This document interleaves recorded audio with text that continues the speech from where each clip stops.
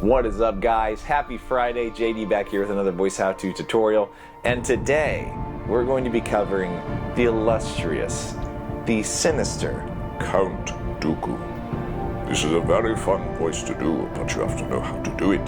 This one is very complex compared to the other ones we've done, and it really works. You can get to be voicing Dooku fairly easily, but then really sounding like him is going to take a lot of just timing, practice, and then a little bit of nuance. One of the things that I would recommend for this character is learning how to first kind of vibrate your vocal cords at will. So,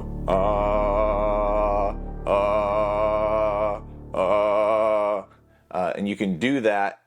And you wouldn't ever want to do this for singing, but for talking, absolutely. So what you're going to do is you're going to tighten your abdomen and your, I find I even actually tighten my chest muscles a little bit too as you're voicing those words out. And what you're doing is you're naturally through force vibrating your vocal cords. If you need to, you can kind of get your body into it, and that'll help you reach that. That will come in handy during certain times when Count Dooku, as you're voicing him, he's a little bit rattled or he is on the defensive. For example, never, my allegiance is to you and you alone.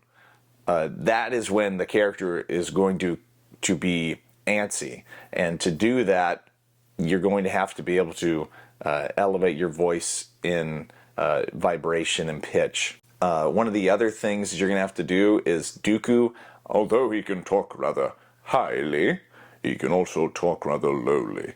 So for this, we're going to practice on the low side first. So obviously you have to match down here, here. So you can probably find this by singing first. La, la.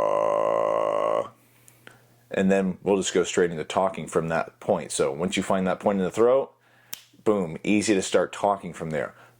I would leave you both right here where you stand if I didn't have to drag your bodies. Next, we're going to go ahead and we're going to practice the highs. Oh no, my friend, this is madness. For this one, you're going to, it's reserved. So instead of just letting loose and going as high as you can, it's controlled. Oh no.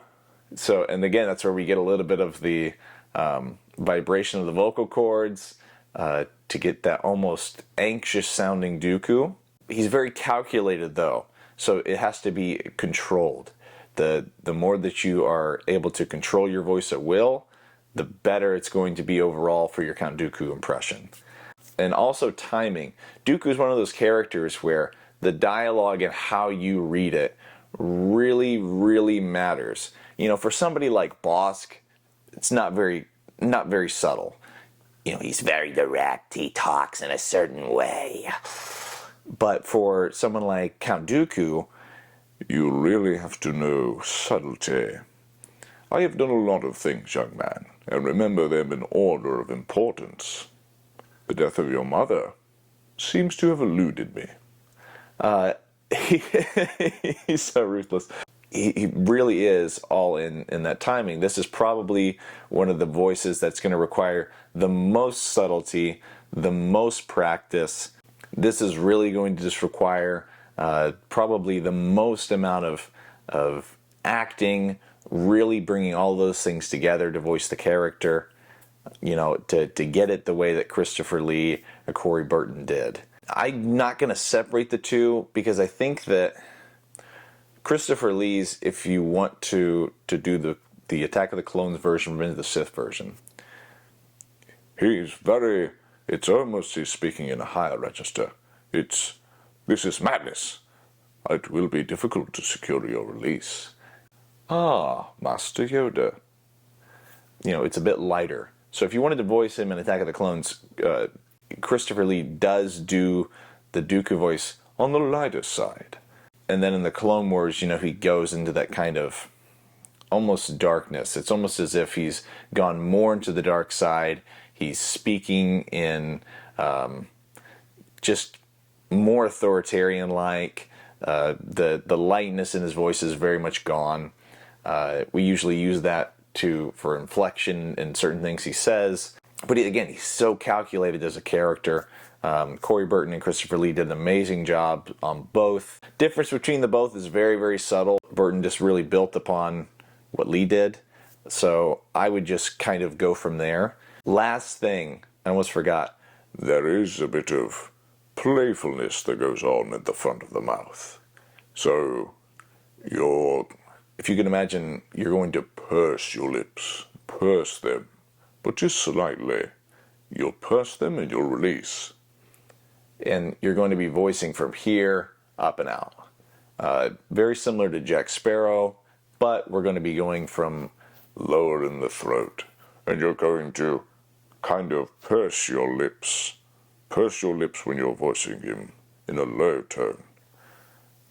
Then in a higher tone, you're going to be making almost an O shape with when you're doing the higher voice. Oh no, my friend, this is madness. Put all of those things together. That's why I said subtlety. There's a lot of different changes depending on what you're saying or how you're acting it out. But I think it's a super fun character to do. Hopefully this helps you guys. If you liked it, great, put a thumbs up. If you disliked it, put a thumbs down. I want to help you guys any way I can. So please enjoy your weekend. Hit that subscribe button if you haven't already. And I will see you in the next Voice Out Too.